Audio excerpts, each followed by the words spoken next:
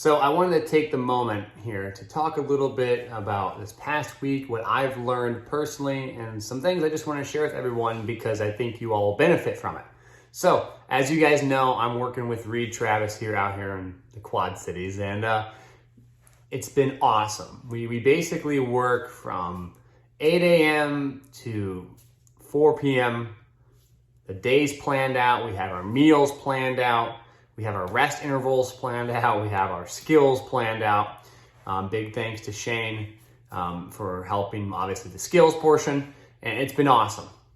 And being a part of this team has been really fun because at the end of the day, everyone is working towards helping Reed be the best he can possibly be.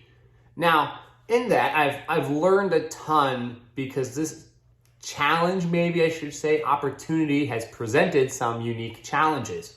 And one of those challenges that I keep coming back to is the difference between what should I do versus what could I do as a performance coach.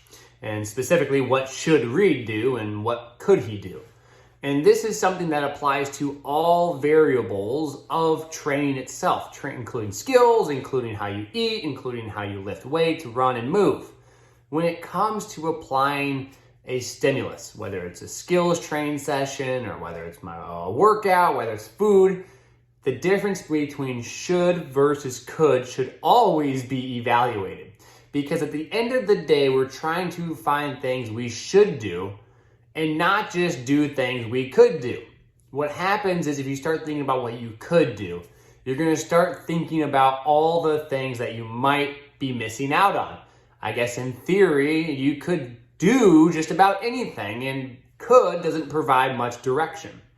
However, when I flip it around and think about what I should do, should has to stem from what Reed's goals are. What is he trying to accomplish as a professional athlete, and how do I fit into that team?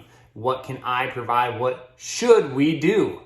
And it's a very interesting mindset shift I've had because it really forces myself to get down into the nitty-gritty of decision making and make sure that everything I do is for the should reason. No longer should I pick an exercise because other people do that exercise or it appears to be something someone's done in the past with success. I need to make sure that movement plays a specific role in the development of Reed's abilities, and that is on the court to perform better. So we could do lots of different movements. And you might ask, why is your training these specific movements? Because those are the movements I think we should do. And justification can be founded in each one of those movements based on a series of reasons. An example would be it all stems from the skill development portion. And if we need to develop certain aspects of skills, then these movement qualities are needed. So in the weight room, we should do these movements. And it's really been an eye-opening experience. And far more than just that too, because there's a lot of aspects I've learned about what it means to be a pro and what it means to dedicate yourself to a certain level to try and reach the standards you want to be. I, as a coach, have to put myself in those same standards. I need to make sure I am present in putting forth the effort, if not more effort, to help, which is probably not the case. It's not going to put more effort than someone who's trying to be the one doing many different things. You get the idea, okay? I'm trying to put as much effort as I can to help them.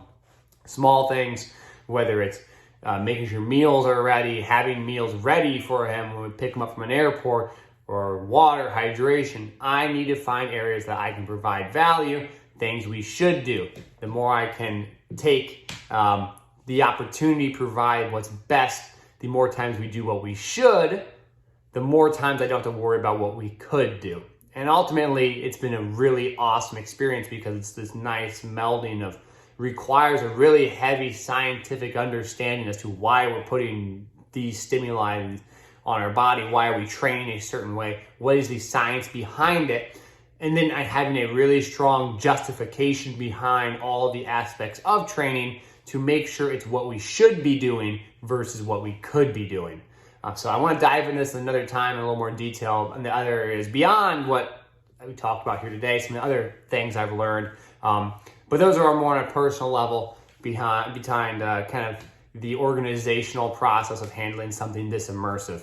So I want to keep you guys posted on this and kind of provide these weekly reflections as we go forward. If you guys enjoy this, please let me know. Comment below, share, like, and subscribe. I appreciate y'all listening. As always, thank you, and I hope you all enjoyed.